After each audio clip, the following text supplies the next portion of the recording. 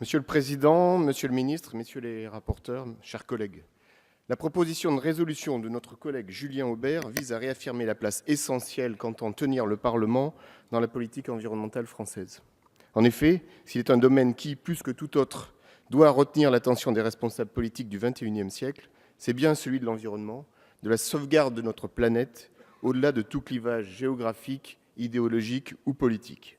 Par la loi du 13 juillet 2005 fixant les orientations de la politique énergétique, la maîtrise de notre consommation énergétique est l'un des piliers de notre politique environnementale. Les certificats d'économie d'énergie constituent l'un des dispositifs mobilisés pour y parvenir. Ce dispositif incitatif, qui a rencontré un rapide et franc succès auprès des acteurs du monde économique, connaît toutefois quelques écueils rigoureusement rappelés par le rapporteur. L'un d'eux, et sans doute le plus inquiétant à mon sens, est celui de la fraude documentaire. Donc Tracfin, dans son dernier rapport annuel, nous indique la mise en œuvre par certaines sociétés fraudeuses. En effet, l'opacité du système et la relative liberté offerte aux opérateurs dans la délégation de leurs obligations a favorisé l'émergence d'une fraude organisée permettant à certains délégataires, identifiés comme les acteurs les plus sensibles du dispositif, de bénéficier de financements pour des travaux trop souvent non réalisés. La spéculation financière auquel le dispositif est de plus sujet par l'allongement de la durée de validité des certificats est par ailleurs de nature à fragiliser également, et avec lui, nos objectifs d'économie d'énergie sur le long terme. Le fait, pour mes collègues et moi-même, de souligner les faiblesses et les détournements de ce dispositif ne remet néanmoins aucunement en cause son utilité qui a d'ores et déjà connu diverses évolutions pertinente par ailleurs depuis sa mise en œuvre afin de le rendre plus efficient et plus sécurisé.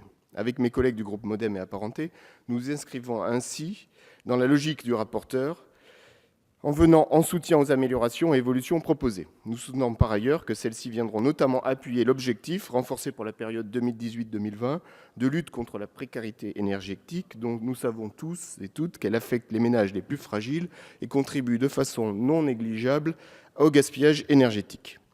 Dans cette démarche, où le suivi des dispositifs suit leur mise en place, nous souscrivons pleinement au souhait que le Parlement soit davantage associé au contrôle et à l'évaluation du dispositif des C2E.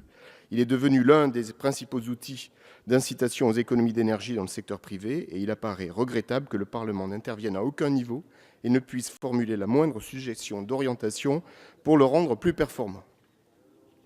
La démarche de rapport sur la déclinaison géographique des C2E est également une perspective tout à fait intéressante à retenir. Un tel document offrirait en effet au pouvoir public une connaissance affinée de la déclinaison territoriale du dispositif et leur permettrait de mieux orienter leur action.